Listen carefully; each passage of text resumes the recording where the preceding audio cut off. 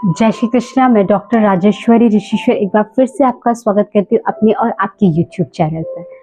आज बात करते हैं छोटी दीपावली। इसे वैसे रूप चौदस कहा जाता है।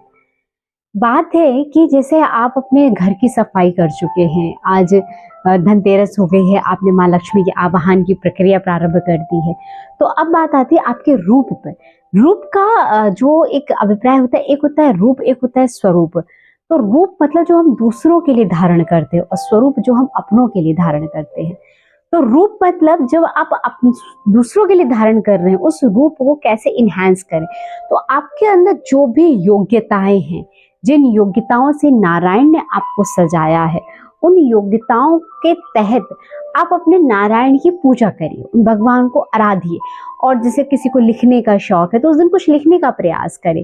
किसी को अगर कोई कला दी है तो उस कला का प्रयोग करें। खाना बनाना बहुत अच्छा आता है तो वो खाना बना के संसार को बहुत रिझा लिया, बहुत कर्तव्य कर्म कर लिए। उस रूप से जो आपको संसार के लिए मिला था, उससे अब आप अपनों को यानी भगवान को रिझाने का प्रयास करना है। दूसरी बात, रूप चौदस के दिन विशेष उपाय ये होता है कि इस दिन आपको एक उबटन से जरूर नहाना चाहिए।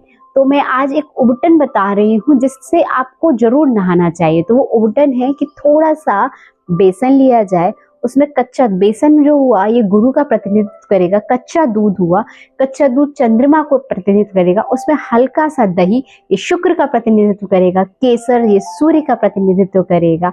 और इसको एक बर्तन में, अगर हो सके तो मिट्टी का बर्तन हो तो वेल एंड गुड, चीनी मिट्टी का हो तो भी चल जाएगा, ये मंगल का प्रतिनिधित्व करेगा। और इसको उसमें थोड़ा सा तेल डाला जाए, चमेली का तेल, ये राहु और शनि दोनों का प्रतिनिधित्व करेगा।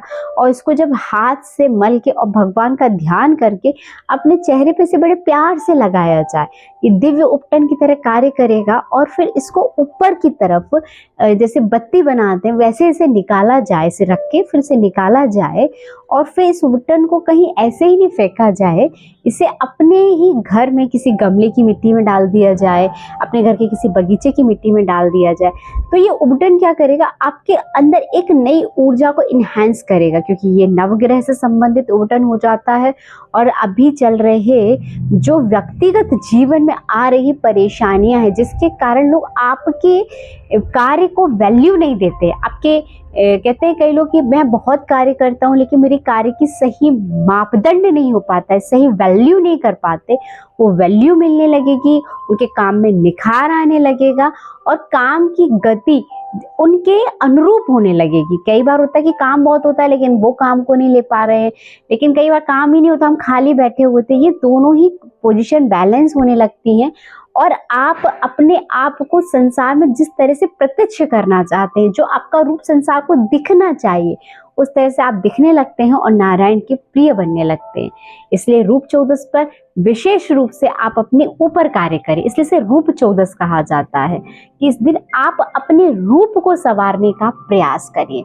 अब इस बार मैं चाहूंगी कि दीपावली के एक दिन पहले, जिसे हम छोटी दिवाली कहते हैं, आप रूप चौदस पे कार्य करें और अपने आप को इनहैंस बनाएं। तब तक के लिए जय श्री कृष्णा।